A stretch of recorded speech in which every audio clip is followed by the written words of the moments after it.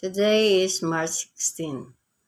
Sa pangkalahatan, ang mga taong sinilang sa araw na ito ay kilala sa pagbabalanse ng mga bagay-bagay. May kakayahan siyang pagsabay-sabayin ang mga gawain na nakaatang sa kanya.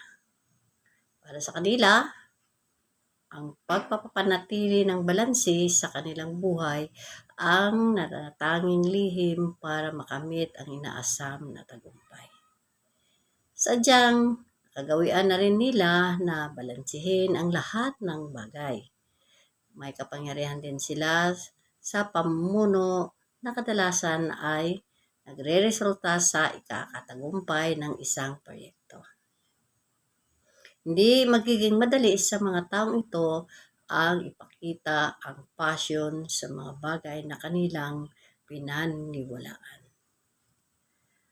Makatutulong sa kanila kung maunawaan nila ang pagiging passionate sa isang bagay ay hindi nangangahulugan ng pagiging baduy ng isang tao. Sila ay praktikal, mapanlikha, at malaki ang pakinabang sa ating lipunan.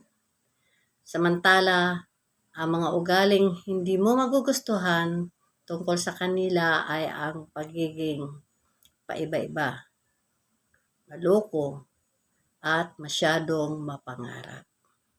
Bertie Power thought, I am constantly moving forward in the direction of my principles.